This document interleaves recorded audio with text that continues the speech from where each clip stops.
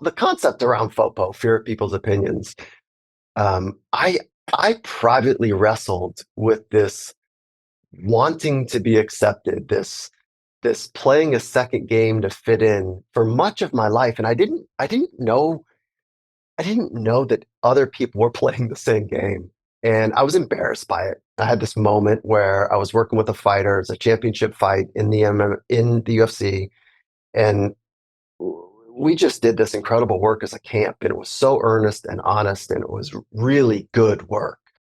And it was fight night, and it was myself, the head coach, and the striking coach were in his corner. And so as he goes into the cage, and this is in Las Vegas, full stadium, 20,000 people wanting to see blood, that type of energy, and I'm going to where I'm supposed to be lined up, like right outside the cage for pre-fight. And it just so happened that we had to walk in front of the cameras. And so that was just a moment that I was on camera. Okay. This was, how long ago was that? That was like, God, it was like 30 years. Yeah. Yeah. It was like it was right at the beginnings of MMA or right at the beginnings of UFC.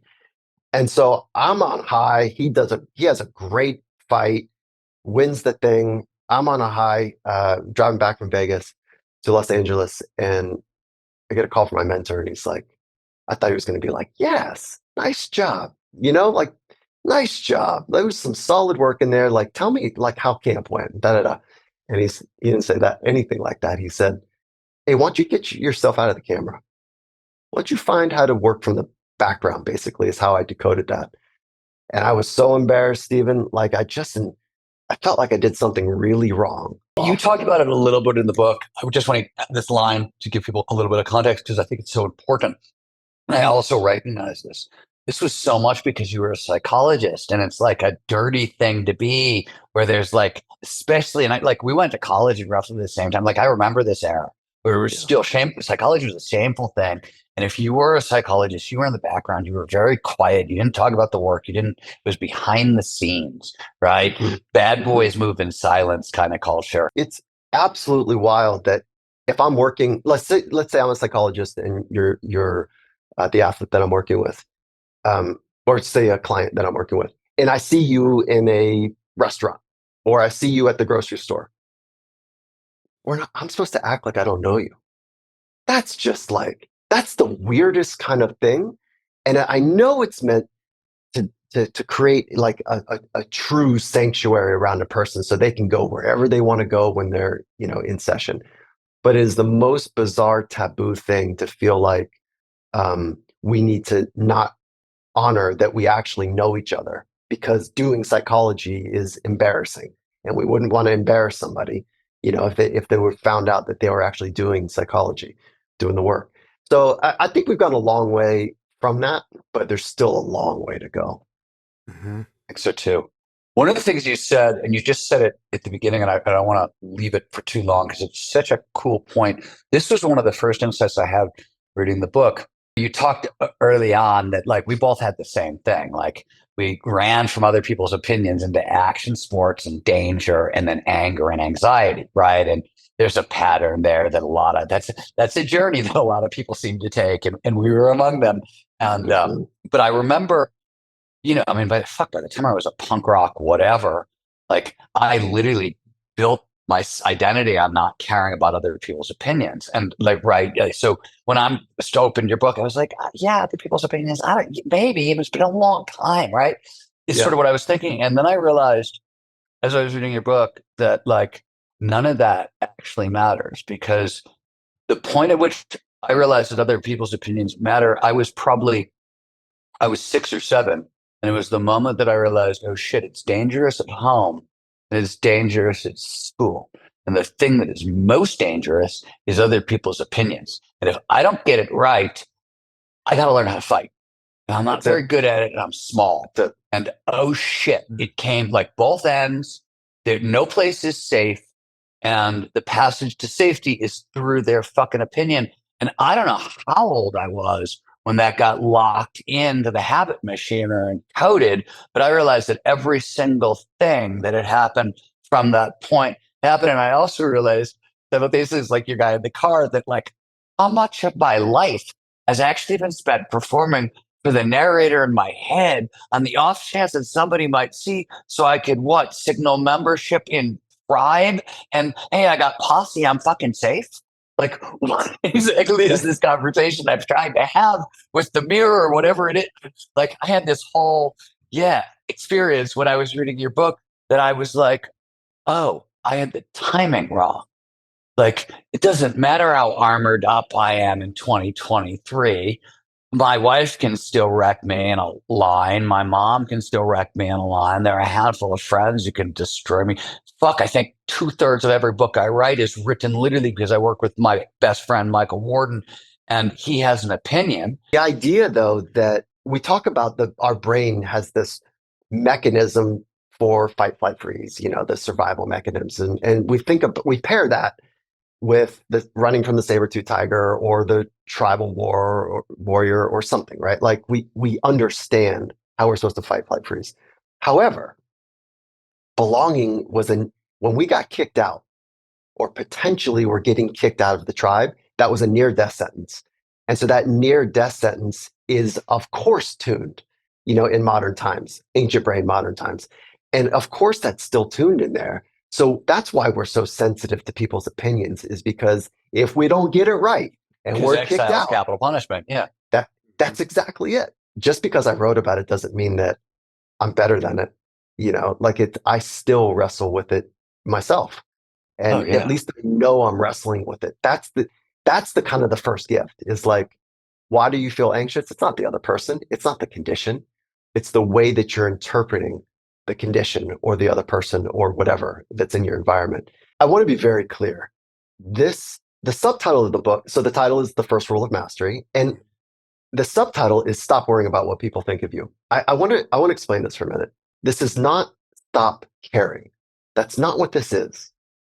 This is stop worrying. Understand the process of worry. Understand what you're actually worrying about. And that is that safety is belonging. And if you're organizing your psychology and your behaviors, and so the way you think and the way you move through the world, to belong, and you don't recognize that that is one of the prime dictums of the brain, is to belong, whether that's in the outcast culture or the off-access culture or the counterculture. Belonging there too matters. Right. Sure. Or it's right at the center of whatever the culture that you want to be part of. People's I think that's opinion. part of entrepreneurship, by the way. I think Yeah, entrepreneurs are people who they're going to keep going out and looking for their tribe and looking for their tribe and looking for their tribe until they find their tribe. And ultimately, you can't find a tribe, so you start one. We call it a company, but you're essentially trying to start a tribe, a bunch of people who share the same idea and want to work in the same direction. And I think and, and it's in its and if you follow that just a little bit further, the founder at some point is wanting to belong and be part of something, but not necessarily be vulnerable. So they don't really fit in. oh yeah, There's a exactly. loneliness yeah. So Yeah, yeah, for sure. that vulnerability is not part of it. And so it's a protective mechanism to have, quote unquote, organizational power. I noticed there was no flow in the book, and I know you, and so I know that must have been a very conscious decision. I had it was in the original um, chapter flow. It was in like the original outline. And so is narcissism. Mm, And so is like a deep neurobiology. And I took all mhm. three out. And I just feel like I didn't want to bore the Next readers. book. That's next book. Yeah, There's your next yeah, book. That's book yeah. two. Like it's there. It's definitely Yeah. there. And if you just think about signal to noise ratio, I know skill challenge balance is cool. But signal to noise ratio is where I've been honing in on flow a lot. And so gating out the noise to get to the signal.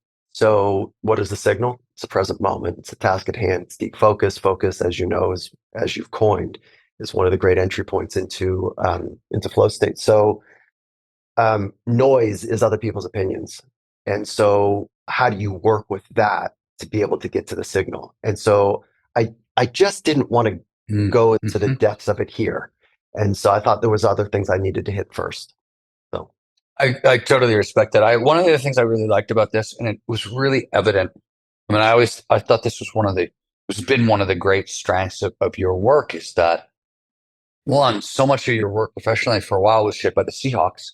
And talking to 19, 18, 19-year-old, 20-year-old, 21-year-old, 22-year-old football players in a language that can reach them about Mhm. complicated things like mindfulness and performance, among other things, was an interesting challenge for you. So it shaped, and I find that like it shaped a lot. And I had a feeling like it shaped a lot of what was being communicated and how being communicated. I found it very practical. I felt like I saw that in your book, and you have to make the exact decision that you just made, which is you have to sort of choose. I'm not going to show off so much with Yeah, the fancy because I'd yeah. rather communicate. And that's the decision, right? I really appreciate that recognition of choices. As you know, you're a great writer and a deep thinker, and you manage complicated ideas well, and you make them available to people, and you do it with a off-axis flair, which this is this is why we're friends. And I really respect that you recognize that challenge to make it as simple as possible, and at the same time try to not lose the depth of Dude, it's wisdom. brave. It's people don't get Yeah, it, but it's yeah. really like talk about fearing other people's opinions. When you're making that choice, you're actually making a brave choice. You're like, yeah, I got because there's a part of me, Mm. I'm sure of you. You want to seem smart. Good Oh, well, let freaking me God, somebody just gave you $30 for a book. You want to seem smart. And you can, but like you're making a choice between how smart do I want to seem versus how much do I want to communicate. Well, let me add a complexity to it is that one of my early traumas was I thought I was not smart. And I'll tell you where that came from is that God love my parents. I was being my mom and I were wrestling down. It was like after school and it was either math or grammar. I can't quite remember. And I was just stuck and I couldn't do it. And this is like in third or fourth grade. I think it was third grade. And it was fourth. and and I just couldn't kind of make sense of it. And then she was frustrated with me. I was frustrated. It was not a learning environment. My dad swings over my right shoulder and he says, "Okay, let me handle this." And he says, "Mike, what is this?" Bang, bang, bang. And I go, I don't know." And so he responds one more time and one more time, and then he leans over to my mom, right over my earshot, and he says, "Babe, maybe he's just dumb." And that thing got in. It just got in, Stephen. Mhm. Like it got Oh, in. And so I went on. oh, I can mark. That's one of the reasons I went, you know, fuck everything. And that's why I went counterculture. Like I'm not gonna fit in this, sit in a seat type of thing. And it's why I'm the first one to go to college in my family. And that's why I went as far as I possibly could. Okay. And I can mark my early part of my career that I was trying to look and be smart and be recognized to be smart. And it's the anxiety that sits underneath of why at one point in time, there was not one research article in my discipline in a scholarly journal that was published that I didn't read and really understand. Like I was that crazy that I was sitting in dark libraries. That was before the internet, really dark libraries with a stack of all the sports psychology journals until I read them all. you talk about saying goodbye to people every time as if it was the last time you're going to see them, which might be a little frightening. I think I would scare my wife to death if I started doing that. Yeah. I just want to say, No, but people don't know. You you wouldn't know, know that I've done that, almost every time, if you're not every not like time that we've grabbing met. somebody's hand and like hanging on and like tearing No, up and being like, no. okay. It's just a quick little meditative moment, because you've lost people, right, Stephen? Yeah, a lot of people. Yeah. And when you're in the throes of grief, you're so alive with how fragile life is. You're feeling all of it. And you say things to yourself like, okay, and like, I'm going to do better at this and that. And part of the grief process is that you weren't good enough for them. You didn't show up in the right ways most Mm-hmm. of the time, because um, guilt is a big part of that process. And so this is just a quick little private moment I have with people that when I say goodbye to them, like I mean it. Like I don't know if I'm going to see you, and it just keeps it fresh for me that I don't know when I'm going to see you next. And so if it's fresh for me, it's a forcing function to be all in.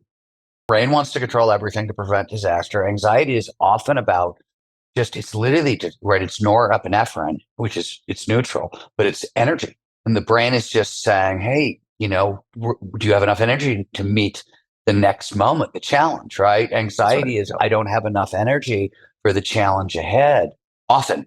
And it's nothing more or less than the fact that the brain is a predictive engine that wants to always know, hey, what happens next? How much energy do you need so we don't waste any because calories are expensive?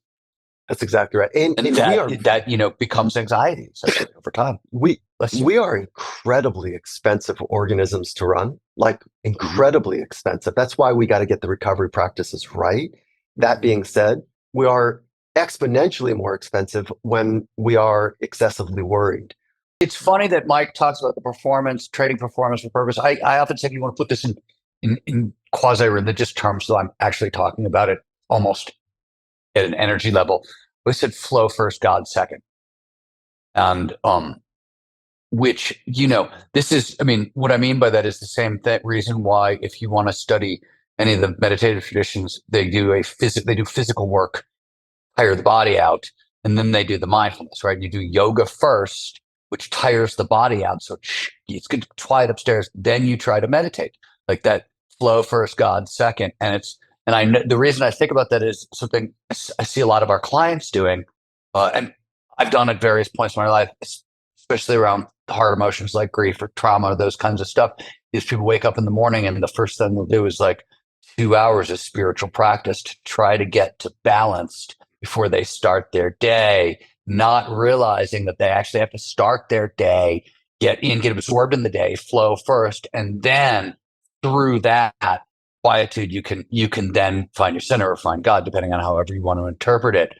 You probably can go backwards too, but I notice from a psychological perspective, it's in all the religious traditions, all the wisdom traditions, also fire up the body first, with your day, chop wood, carry water, then sort of think about God or whatever. It's harder the other way. Yeah, and not everybody has the luxury of being physical first. Like if you have that luxury, there's a reason that so many of the practices have it. But also Zazen is just like sit, like that's part of the practice is sitting. And Yeah, but let me ask you a question. That. Don't you do the walking meditation first? Isn't that like when you come into the dojo? Isn't Yeah. I think was that just the dojo I was at? Or I don't know if there's a strict practice there. I actually don't know that, but I know that it is valued. And so I do it when I walk my dog sometimes, trying to find a pace where you can match your steps to your breath and get to stillness is like if you're not already tired. I'm not sure I could do it with my dogs. Like my walking meditation is, if you were to look at it, you'd say you're barely moving. So it's like it's really slow, and that's all. I don't know folks that walk fast for a meditation. This is one of the better, and I'm not big on psychology books these days because there's so many of them, and I've been reading them for so long. I've read so many. So to come upon a book about just new ideas, just period, just new ideas is awesome. And the fact that it was written by such a dear friend and is like a great fun book and quick. I think I read this in 2 hours, and I told you it was enormously useful. So I was nervous when that came in the mail for all the obvious reasons. I love you, man. And I was like, oh shit, this better be good.